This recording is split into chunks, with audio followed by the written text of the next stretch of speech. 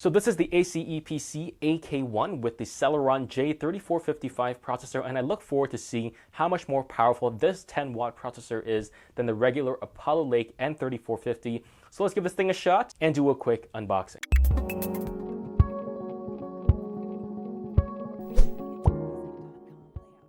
So this is the ACEPC AK1 mini PC.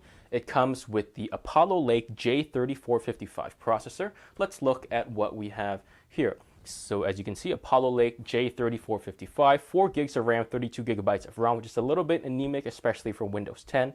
And then you got dual Wi-Fi, Windows 10, and an expansion hard disk that you can use to slot up a 2.5 hard drive up to 2 terabytes as well.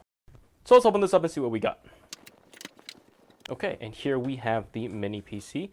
Man, this is not that mini. It's fairly light, but it's not mini. We'll talk about this later. I'm going to put this aside and see what else we have inside the box. Hopefully it comes with all the required accessories as well. Well, so here we have the power cable. Oh, sorry, no. We have the power cable, which is a DC port, as well as a HDMI cable. And that's pretty much everything in the box. Let's see what else we have inside here. Maybe there's at least some manuals or something. I don't know. Yep, we got more stuff in here.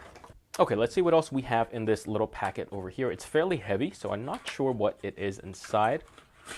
Oh, a VESA mount, I see. Nothing else inside this black box over here. But here it comes with a VESA mount, so you can mount it on your TV or your PC as well. So we'll see how that works as well. So let's put all the stuff away and talk about the PC itself. All right, so this is the PC itself. When it was still in the plastic, I thought this was metal, but when I opened it and I touched it, I realized that it is a plastic device. So you can see here that there is the ACEPC logo. This plastic actually doesn't feel too bad, so it's actually not too, bad quality plastic. And here, as you can see, there are some copper vents, which I presume is for this to be able to cool. I think there is going to be an active fan in this because there's a Celeron J3455 10-watt TDP. So most likely it's going to require active cooling. Let's look at the rest of the device and see what we got. And here on the back, we just have the ACEPC logo, and then we also have a couple of key specifications. The Windows 10 home mini PC, I'm guessing that is the serial number. And finally here we have the VESA mount, and here we have what looks to be a USB-C connector, which can be used with the if you buy the edition on top of this, so you can kind of put your own hard drive onto the edition that comes below the actual ACEPC mini PC itself.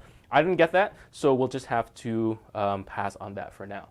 All right, and looking here, there looks to be quite a lot of connectivity options. As you can see, here's the power button. You also have a micro SD card slot. You have 2 blue USB 3 ports, 1 regular USB 2 port. And here we have the power plug, as well as an extra USB 2 port, a Type-C port, which is very, very nice, HDMI port, RJ45 LAN port, microphone jack, as well as, is that a Kensington slot? I think that's a Kensington slot if you can see that properly, which is actually fairly impressive on a device like this. And yes, I know it's gonna be a thing, but I sniffed this mini PC as well, but there was no strange smell. So that's instantly a plus for the ACEPC. It smells like a regular new device, so that's good.